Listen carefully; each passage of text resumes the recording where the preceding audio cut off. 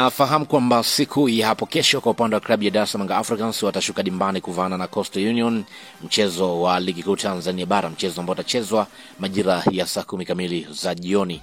Sasa kuelekea kwenye mchezo huo, tunafahamu kwamba baadhi ya wachezaji ambao walikuwa na majeraha kwenye mechi iliyopita, hatimaye ni habari njema zaidi kwa upande wa mashabiki wa klabu ya Yanga. Naweza nikasema kwamba tayari na wenyewe pia wamerejea. Sasa hapa ninao wachezaji ambao watakwenda kutumika moja kwa moja kuelekea kwenye mechi hiyo, yani wale wachezaji ambao kwa upande wa mwalimu ameweza kuwachagua kwa upande wa mwalimu Hamdi kwa ajili ya kwenda kuhusika moja kwa moja kwenye mchezo huo dhidi ya Coastal Union. Kabla sijakutajia hapa orodha ya wachezaji ambao watakwenda kuhusika kuelekea kwenye mchezo huo, nikukumbushe tu kwamba hii hapa ni Swahili Media. Kama bado hujaweza kusubscribe, basi nikuombe subscribe ili tuwe pamoja siku zote. Mimi naitwa Chicharito. Karibu.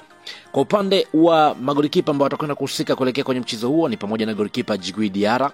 Kwa upande wa golikipa Djigui Diarra, moja golikipa ambaye amekuwa ni nambari 1 mara zote ndani ya klabu ya Yanga.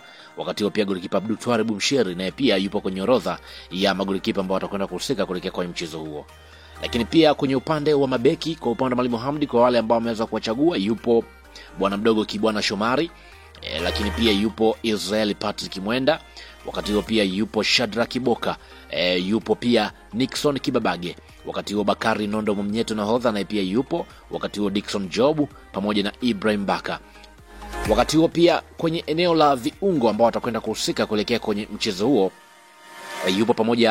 yupo kwa upande wa Abubakar Salum Shwaboy, lakini pia yupo Khalid Aucho tunafahamu mechi iliyopita alikosekana, lakini kwa wakati huu moja kwa moja atakwenda kuhusika. Wakati huo Mudathili haya na pia yupo kwenye orodha ya wachezaji ambao watakwenda kutumika moja kwa moja kuelekea kwenye mchezo huo. Pacome Zouzoua na pia ameorodheshwa kati ya wachezaji ambao watakwenda kuhusika moja kwa moja kuelekea kwenye mchezo huo. Wakati huo pia Duke Abuya na pia ni moja ya wachezaji ambao watakwenda kuhusika moja kwa moja kuelekea kwenye mchezo huo.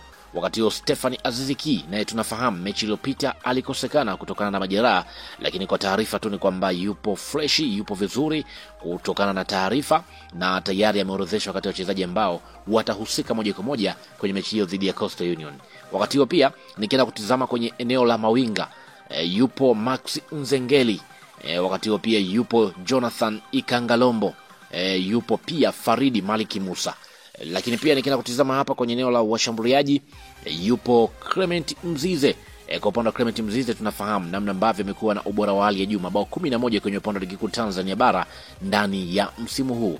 Wakati huo pia yupo Prince Mpumelelo Dube, naye pia tunafahamu mabao 11 kwenye upande wa ligi kuu Tanzania.